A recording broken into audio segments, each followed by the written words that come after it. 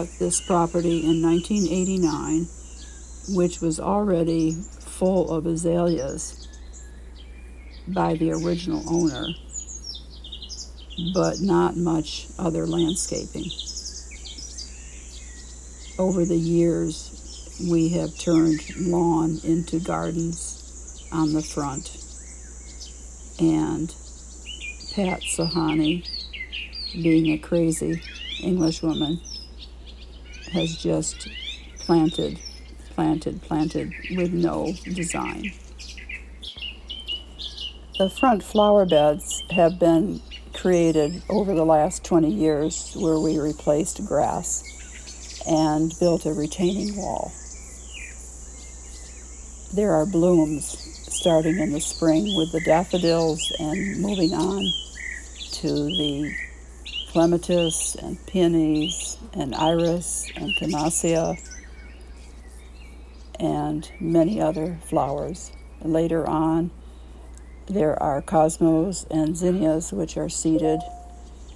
There are allium, and there's several bushes as well.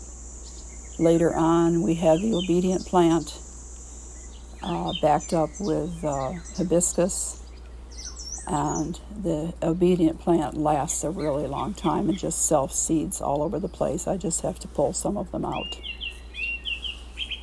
There's a Stokes aster, which I learned about from a garden tour.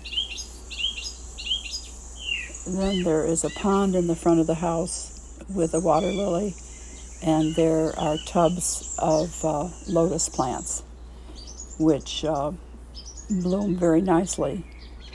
We have hydrangea bushes that are easy to care for. Milkweed comes back every year. Haven't had much success seeing many monarchs, which is a shame. There's a flowering okra, which I learned about at a tour at Green Spring Park, and brought home some seeds, and they self-seed and come back. There's blue cohosh, cardinal flower, and many others, which you can see in the pictures. It's a delight to be able to look out my kitchen window and see all of this, along with bird baths and a view of the nice carpeted lawn, which we have for my grandson for a play area. No chemicals have been used since we've lived here. It's a certified wildlife habitat.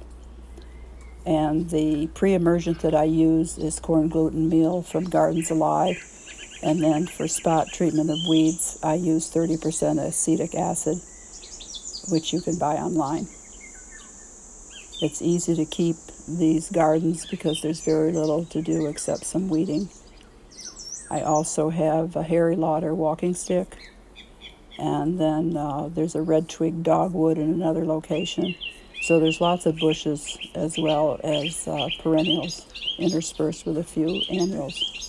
Because the property has many trees in the back, this is on 1 acre, it's a great site for hostas, and there are several Lenten roses. There is a mini Stonehenge.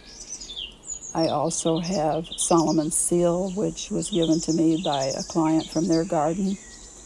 There is an ephemeral area of early spring blooming flowers, to include pulmonaria, May apple, trillium, and others. There are lilies of the valley in another location. We use the backyard for hosting the Annandale NBCC Symphony Ensemble Group to record several pieces due to the fact that we can't perform in the Ernst Center right now.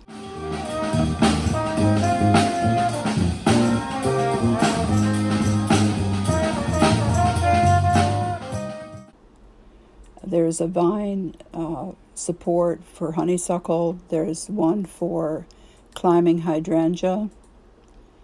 There is a pergola out of the back. And then there is a lawn again, because my family, who lives in an adjacent house, has a dog, so he needs a backyard and a fence.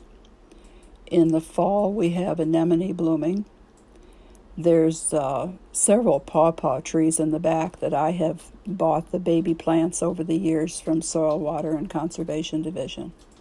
The joy of hearing many birds is because we use no chemicals, and so the birds have a safe place and lots of insects. We may even have bats. I hope we do, but I've never seen any.